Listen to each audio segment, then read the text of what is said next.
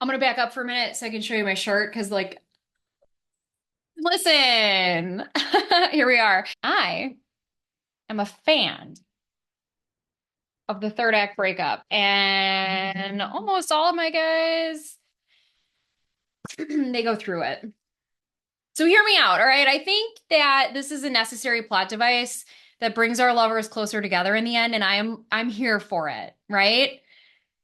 So let's talk about it. Hi, I'm Allie Samberts. I'm a romance author of smart and swoony contemporary love stories like the Lead Park series, a coffee shop romance called Common Grounds, and a couple of holiday novellas. My newest book, Not a Strong Enough Word, is coming out in May. You can grab paperbacks from my website or wherever books are sold, and all of my ebooks are on Kindle Unlimited. Don't forget to like and subscribe for more publishing news and other bookish and author-related ramblings. Now, on with the video. Okay, the third act breakup. Hear me out. I promise this is going somewhere. I understand that the third act breakup can be done poorly, where it seems the characters are breaking up for no discernible reason, or it seems forced to just like have it in there, right? That feels like uninspired writing and not a call for no third act breakup. And I feel that it's not fair to lump all of those third acts together because some of them are not done well. I am not going to address these in this video because I don't think it's the third act breakup that's the problem in these. But most often, I see a blanket hate for even understandable third act breakups, and I don't get it. Do we not like tension? Do we not think our characters are ever going to experience some conflict before they finally commit for good?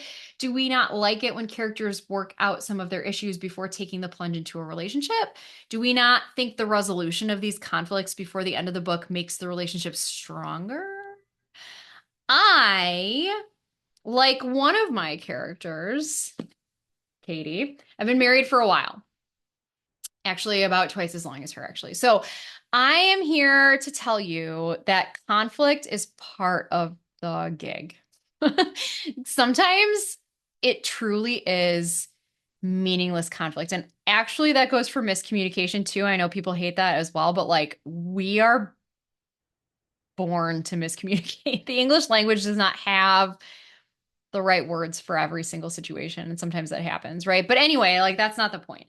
Tension for the sake of tension is a thing that does sometimes happen in marriages. And honestly, like that can be a little fun too. Okay. But sometimes it leads to a better understanding of the person's perspective.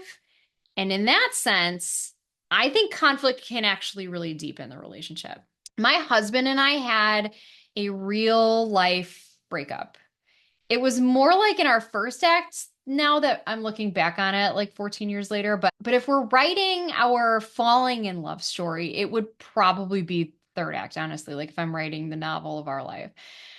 When we got back together, I knew it was forever because we worked it out, we came to an understanding, and that was the first time I was able to do that with someone. What happened, you might ask? Well, all right, I'll tell you because I'm not above embarrassing myself.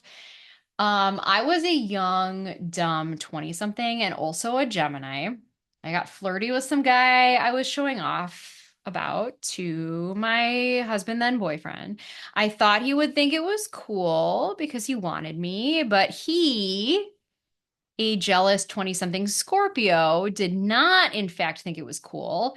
He did some version of the if we're together thing in romance novels, this is the you're mine and no one else thing, but it sounds like less cute in real life than it does in books, I found. So he walked away, didn't talk to me for a few days, and he let me worry about it, which was really cool.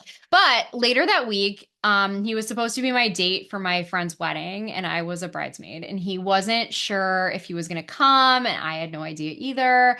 But there he was in the pews of the church looking at me all starry-eyed. And then later on the balcony, he told me more or less that I was it for him, and he wanted to be it for me. And he was in the end. I mean, it's a real life third act breakup. It was relatively unnecessary and probably could have been solved easily by either me not doing the flirty thing, which like I shouldn't have done because what did I expect? Or by him communicating with me earlier. Like I love a good we were both a little wrong situation. So I'm making that up maybe, but like communication. But man, did it launch our relationship forward. After that, we were on the fast track to I love you and will you marry me? And let me be perfectly clear, we have had our share of disagreements since then. But the way that we worked this one out not only gave us a solid base for how to handle future conflicts, but it also gave us the gift of knowing we both want to work it out because we want to be together. So maybe this colors my perception of the dreaded third act breakup, but I think fictional couples need to work through some stuff on the page to make their relationships viable and credible. If they don't go through it on the page, we're left to assume that they're going to go through it sometime off the page. It only makes us wonder how they'll do it and if they'll make it. The third act breakup shows the reader exactly how and gives a hint into their futures, giving the reader confidence that the happily ever after they've been rooting for is, in fact, ever after.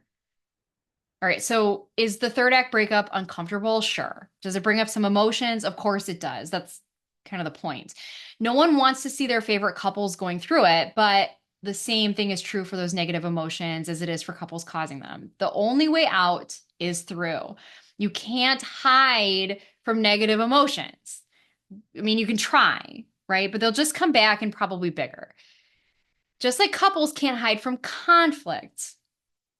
They can try, but it'll just come back and probably bigger.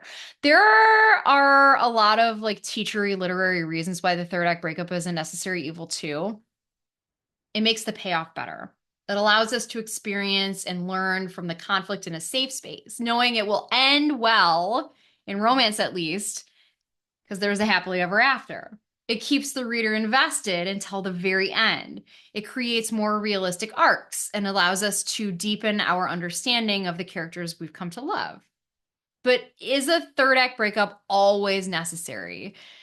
All right, you've got me there. I don't like always and never as rules, so I won't say it's always necessary.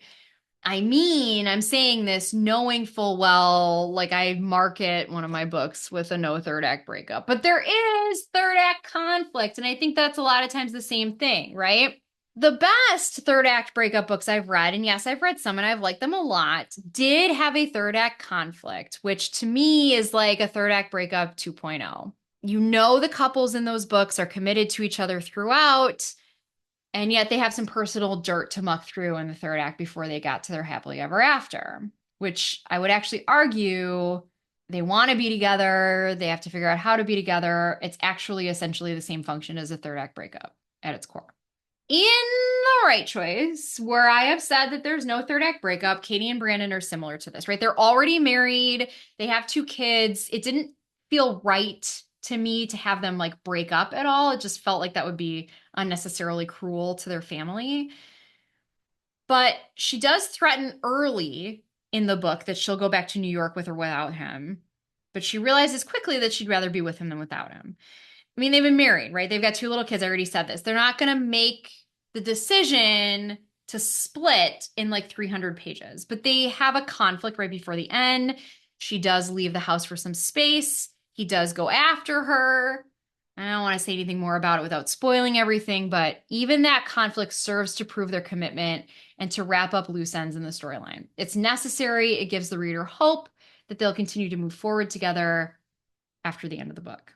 So, like, I do love a good third act breakup or even a good third act conflict. They drive the story, they set the stage for a convincing and satisfying ending. But I'm willing to be proven wrong. If you know of a good story without a third act breakup or a third act conflict, let me know because I'm interested. Tell me in the comments. Thanks for watching. Don't forget to hit like and subscribe so you can keep up with all of my publishing news and bookish thoughts. And for more behind the scenes info, check out my socials in the links below. New videos drop every Sunday morning, so don't forget to grab a coffee and cozy up with me next week.